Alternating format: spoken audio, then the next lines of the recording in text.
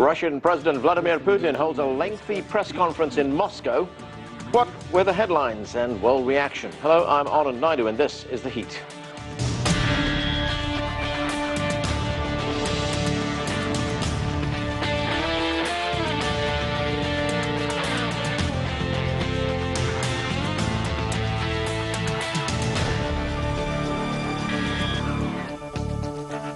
Russian President Vladimir Putin's annual end-of-year press conference lasted almost 4 hours. He answered questions in front of hundreds of journalists on both domestic and international issues. He dismissed accusations that Russia interfered in the recent American elections, and he downplayed talk of a possible new nuclear arms race between the United States and Russia. But he also took time to underline Russia's military strength. Why have officials of the current U.S. administration started declaring that they are the strongest and the most powerful all of a sudden? Yes, they do have more missiles, submarines and aircraft carriers. We don't argue with that. We just say that we are stronger than any aggressor. And it is true. Putin also answered questions about other big international news stories, including the war in Syria and the assassination of the Russian ambassador to Turkey. And with me now here in the studio is Anton Fedyashin. He is a professor at American University and he's a specialist in Russian and European history. Also joining us in the studio is Brian Becker. He's the author of Imperialism in the 21st Century. He's also executive director of the Answer Coalition. Joining us from London is Alexander Nekrasov. He is a political commentator and former Kremlin advisor. And with us too is Eric Bradberg. He is a senior fellow and director for special projects at the McCain Institute. Thank you to all of you for joining us. Anton, let me start with you. This was President Putin's 12th news conference, the annual news conference that he has. It's become something of a tradition in Moscow. What were your main takeaways from this encounter with journalists? Nothing terribly surprising in a bad way, certainly, and sounds like a laurel wreath held out to the United States, and plenty of hopes that the Trump administration and the Putin administration can work together. So I think that's the main thing to carry away from today. Alexander, did you hear any surprises at this news conference? Was any news made at all?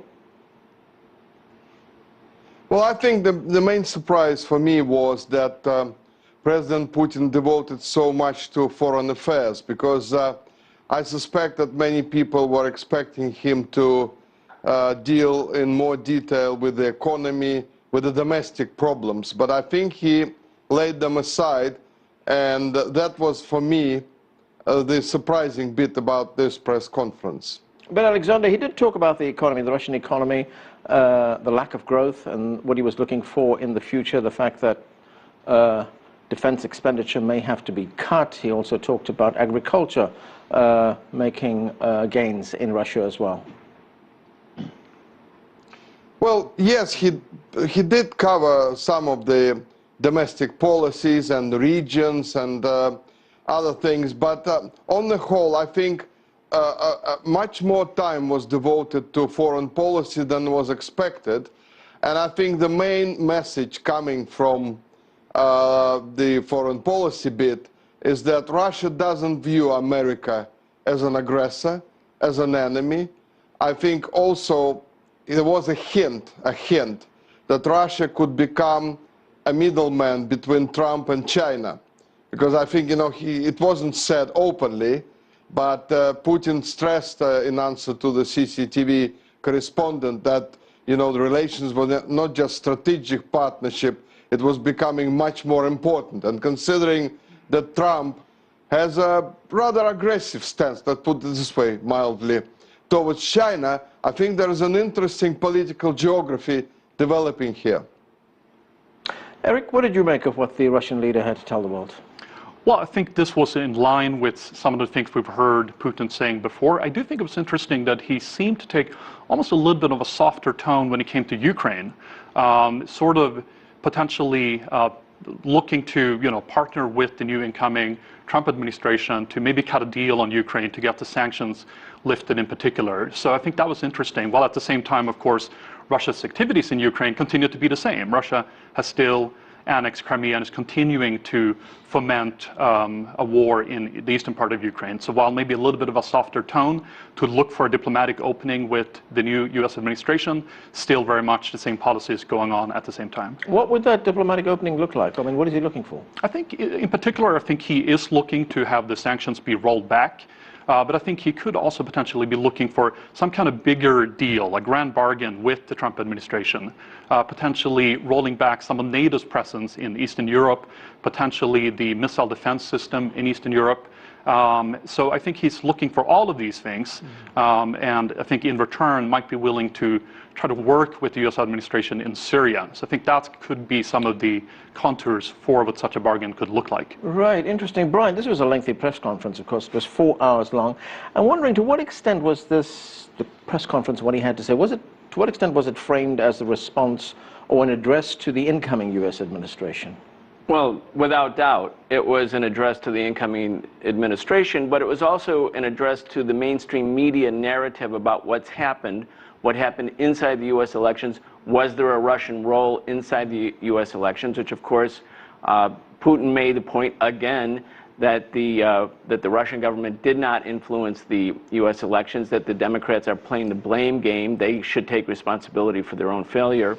I think that the fact that he made the point that Russia would not be engaged in or provoked by any suggestion that there should be a new nuclear arms race, because of course the context or the subtext for this is that Donald Trump, using a tweet, less than 140 characters, was talking about greatly expanding U.S. nuclear weapon systems. Now, of course, whoever does that, what head of state does that, but Putin made it quite clear that the only update, the modernization of Russia's weapon systems, were to pierce missile defense shields. In other words, to make it clear that whatever missile defense shields were being built in Romania or Poland or THAAD in South Korea, that the Russians were going to make sure that there could be countermeasures. So I think you saw Putin acting and speaking in a prudent way, in a cautious way, in a slightly and cautiously optimistic way. I agree with our Russian guest, too, that he made the point that China is a strategic partner, the biggest partner, he said. And I think that made it quite clear that if Trump is trying to create daylight between China and Russia, that Putin is signaling in a soft way, in a prudent way, that that's not on the table.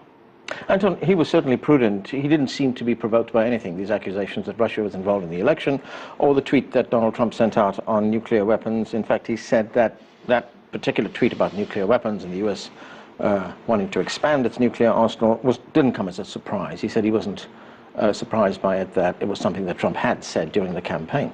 No, absolutely. I think we saw a very constructive Russian president today, which I have to say isn't terribly different from the way he has approached most of these press conferences. He's always been respectful of foreign leaders, although he disagrees with many of them on very specific points.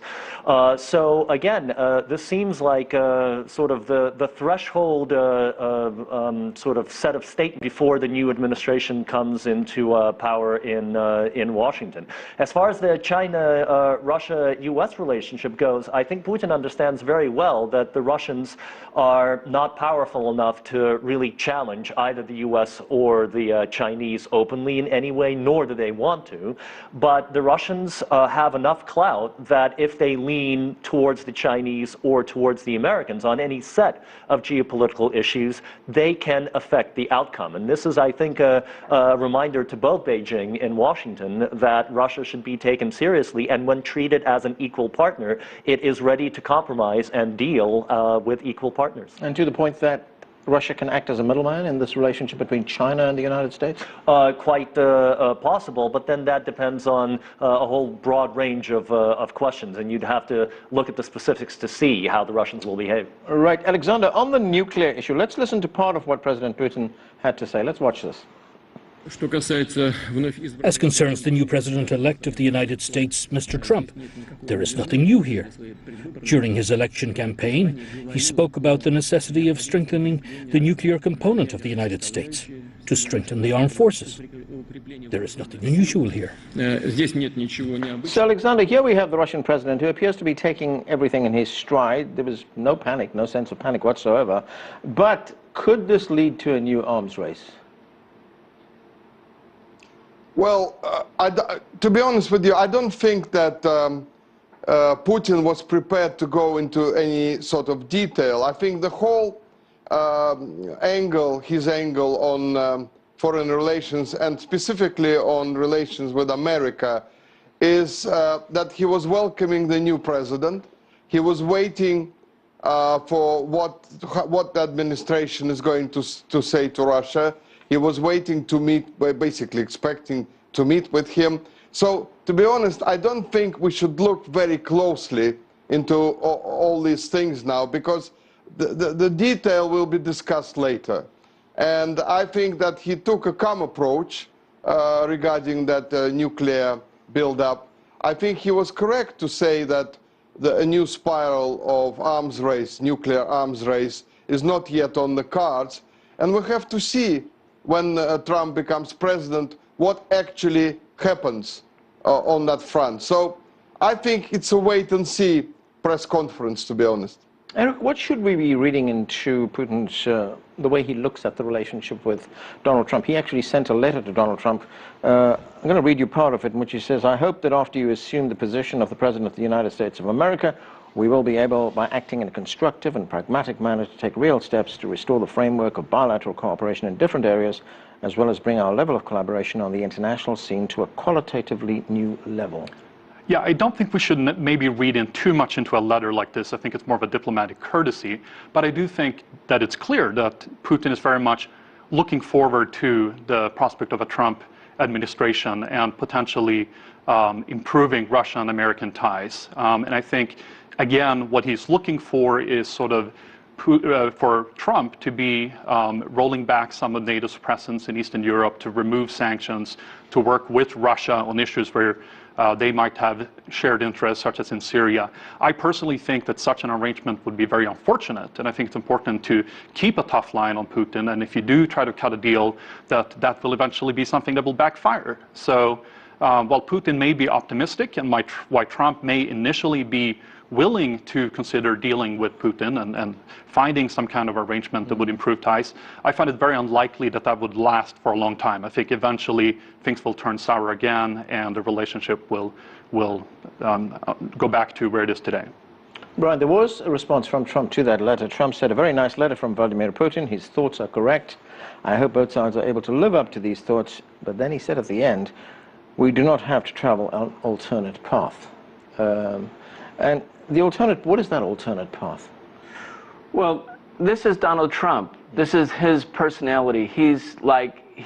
You cannot actually take Donald Trump's, "Hey, I love this letter, that's great, we're going to go on the road towards peace." It doesn't really mean anything. His first call was Xi Jinping. He was like, "Great call." Maybe they loved each other, in fact. I mean, that's the way Donald Trump talks. But Donald Trump, of course, is in the process of unfolding a foreign policy. We don't know yet what it is. Putin was very prudent, of course, because he can't do anything but wait and see. He doesn't certainly want to provoke Trump, and Trump is easily provoked. But I don't think Putin really has rose-colored glasses on when it comes to Trump. I think maybe there's cautious optimism because, as Putin said in the press conference, relations could be better because they can't be worse. And that's really the bottom line. Is the Russian government, I think, believes that under the Obama administration, and maybe it could have even gotten worse with a Hillary Clinton administration, things were at their very lowest. And so there's a cautious optimism. But when you look at Trump's cabinet, when you look at Trump's orientation towards China, when you look at Trump's orientation towards Iran, these are important players for Russia's foreign policy. We just had the Iran-Turkey-Russia summit in Moscow following the assassination of the Russian ambassador in Ankara. They made it quite clear that this was going to be a new front to determine the Middle East. Now, does General Mike Flynn like that? I mean, he has a hard line against Iran. I think the Russian government is hoping, but I don't think that they're overly optimistic. And I think their public presentation is to greet Trump and say, yes, we're ready to work together. We're ready to have a new path. The alternative, of course, is a dangerous arms race. And I don't believe that Trump's tweet was cavalier about expanding the arms race. It's his style. I think Putin, no matter what, would have to take that seriously, because each country, if they have to do countermeasures, that means a great dent in a smaller economy. And as Putin said, we can't afford another arms race. That's why we're not going to go down that path. Anton, if you're sitting in the Kremlin right now, as Eric pointed out, there might be some kind of a reach out to the United States, to Europe, as far as Ukraine is concerned, a softening, as Eric called it. Maybe we can come to some kind of diplomatic solution here. But what does he do about things like NATO? Still a big problem with NATO's eastward expansion. NATO is going to be deploying military equipment, more troops next year into countries that border Russia. The United States has just announced that it's going to dust off the tanks that it put away after the Cold War, bring them out, put them back in the field. How does he handle that? I think of all of the issues that Russia is facing in foreign policy, NATO expansion has been used the most effectively to mobilize public opinion at home, and at the same time presents the least immediate threat to Russia compared to, for example, what's going on in Syria, and the fear that if that conflict spins completely out of control, then ISIS fighters and other extremists will begin to pour into southern Russia, for example, into the Caucasus. So I think if we see major shifts in the coming weeks, they will begin on issues such as Syria and Ukraine, two places that are of much greater concern. Putin is a strategic thinker.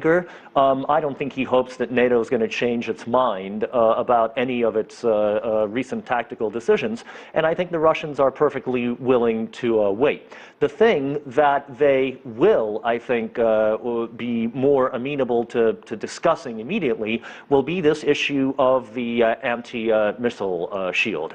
And there, they've got a lot of chips that they can trade, and a lot of issues that they can compromise on with the Americans and with the Europeans. But the fact that there are 1,000 or 500 extra troops in Lithuania, if worse comes to worse, this is not going to make a huge deal to what some people, are predicting could be World War III. This is not going to be a major obstacle for one side or the other.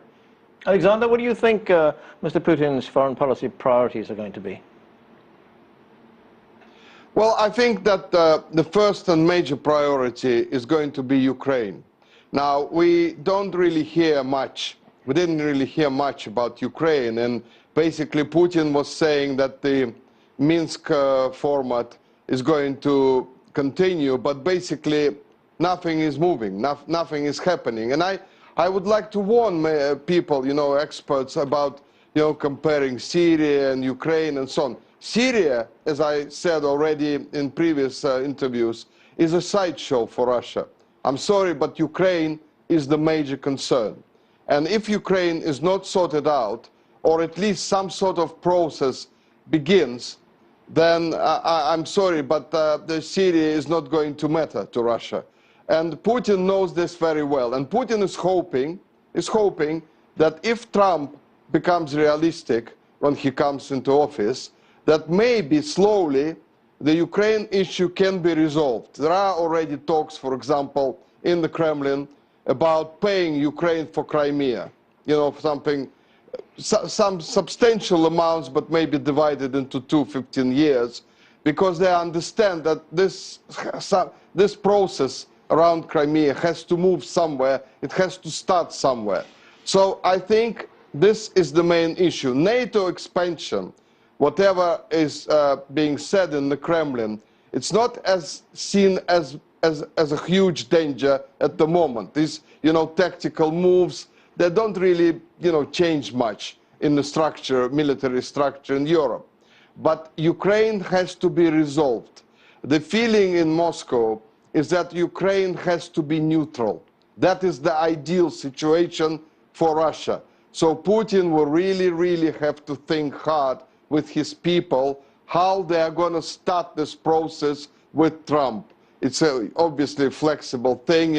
Concessions have to be given and so on. Maybe Syria will come in here as a chip, as a gambling chip. But I stress again, Ukraine is the #1 foreign policy problem for Russia. Eric, you want to respond to that?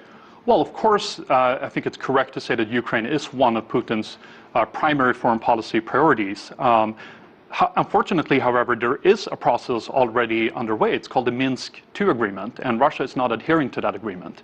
If Russia wanted to be a more constructive player on Ukraine, it would adhere to the agreement that already exists, which means letting international inspectors from the OSCE come in to pull its forces out of the eastern parts of Ukraine and be a constructive player diplomatically. Russia is not doing that. So while Putin wants Ukraine to have this special status of being a neutral player between the East and the West, and for Crimea to become part of Russia, it also needs to respect international law, and it's not currently doing that, unfortunately. Brian, you wanted to say something? Yeah, I mean, President Putin made it quite clear today in the press conference. He went over the events and showed that the onus for what happened in Ukraine was with the West. It was with the EU. It was with the United States. As he said, we had an agreement with our partners. That agreement was February 21st, 2014, whereby the Yanukovych government would cede a great amount of power, that there would be new elections, early elections, that the police would be pulled out of Maidan Square. And he did that, and Russia agreed, or Russia was in the room and signed on, and the next day there was a coup led by, and I'm not exaggerating, right-wing Nazi and neo-Nazi forces, militias, that seized the power, and Victoria Nuland in the US government and John McCain said, this is a new, wonderful day for Ukraine. Well, Russia's sitting there and saying, are you joking? And even today, the European Union agreement, which Yanukovych, all Yanukovych was saying is, I'm not ready to sign yet. He wasn't saying he's against integration into EU, but this was seen by the Kremlin as an effort to seize Ukraine and bring it into an American or EU sphere of influence. And I agree with the guest in Moscow. This is completely unacceptable. And what Putin did today was he just established the record. Now the question is, what does come next? Anton, I want to move to something else, and this is something that we've been hearing for weeks, for months here in the United States. These accusations that the United States interfered, at least Russia interfered in the United States elections. At that news conference on Friday, he dismissed those allegations, and he noted that the Democrats did not just lose the presidential election, but also lost in Congress. Let's take a listen to what he said. They are losing on all fronts. They are looking for the guilty one outside. This is my opinion. How do I put it? Dishonors them. One must know how to lose with dignity. So this is something that's been making a lot of news here in the United States, and to some extent in Europe as well, but it doesn't seem to bother him too much. No, and there's no reason why it should. He has his hands full with Russia's economy and all sorts of problems. Everything we heard from Putin today is consistent with Russia's position on the hacking business. It's very difficult to seriously discuss this until firm evidence is provided for exactly who did what and when. So we're dealing with this sort of wilderness of mirrors and this postmodern narrative of internal memos that are leaked to the press, and no one knows what's going on. Is it likely that is it possible the Russians were involved? Sure, it is. All major countries are involved in hacking and surveillance. Putin is correct, however, about the nature of the Democratic defeat in this election, because it wasn't just about Donald Trump and the presidency. It was about the House. It was about the Senate. He didn't mention the disastrous showing in the governorships, which is unprecedented, let alone the state legislatures over the past 2 years and 2 election cycles. So, for the Democrats to project their poor showing over the past 2 years and sort of pin it onto the Russians is really grossly oversimplifying what is otherwise an absolutely fascinating and very controversial tectonic shift in American political culture, which we're seeing. And Donald Trump's victory was the tip of the iceberg, but there's a whole iceberg below that. Alexander, one way of looking at these accusations against Russia concerning the election is that it was election rhetoric or election politics that we were listening to here. But another way of looking at it, and we hear it here in the United States, was that this was an act of war against the United States, that Russia made attempts to undermine the democratic process in this country. Well, I don't really buy this act of war against America, and I generally find this talk about Russia influencing elections, and not just only in America, because Russia nowadays is accused of influencing pretty much everything that happens in Western countries, from Brexit to now is being accused of meddling in Germany and France and so on. So, to be honest with you, in Russia, the feeling is that America was caught red-handed with the NSA spying scandal when it was hacking practically every living being in the world, and not forgetting the political leaders in NATO, in Russia. Prime Minister Medvedev's phone was hacked and so on. So to have this huge scandal, which for some reason was just sort of quietened down all of a sudden, and then after that, then accuse Russia of hacking into the Democratic Party's emails and so on, it just sounds childish and petty, because you know you don't really accuse other countries of misbehaving when you yourself have been guilty of absolutely massive interference into practically the whole of the world. Okay, Eric, I've got about a minute left. So President Putin lays out his view of the world, his view of issues at this news conference. There's an exchange of letters. They are both very nice. Where do you see the future going? Again, I think there will be this attempt to come together. Putin and Trump will probably meet at some point in the spring. They'll probably have a nice meeting. They'll release a nice press statement. And we're likely to see, I think, in the short term, maybe cooperation between Russia and the US in Syria, potentially also on the renegotiation of the Iran nuclear deal. But beyond that, even if some of these things that we discussed, lifting sanctions, pulling sort of NATO forces back, if those things were to take place, I have a hard time seeing this relationship staying positive for the long term. It's going to turn back to the status quo, and I think that's what we're facing. Very quickly, Eric, in temperament, do you see Putin and Trump getting on? I could see them getting along very well. I think Putin doesn't respect Obama. I think he's a weak person and a pushover. I think he and Trump will probably hit it off on a personal level. Right. But again, I think the policy differences and the strategic differences are too great to keep the relationships at bay. Okay, gentlemen, that's where we're going to have to leave it. Thanks to all of you for being with us. That's it for this edition of The Heat. We'd love to hear from you, so please send us your questions, comments, and story ideas to The Heat at cctv-america.com, and we'd like to continue the conversation on social media. Give us your thoughts and comments on our Facebook page at CCTV America. I'm Arund Naidoo in Washington, D.C. Thanks for being with us.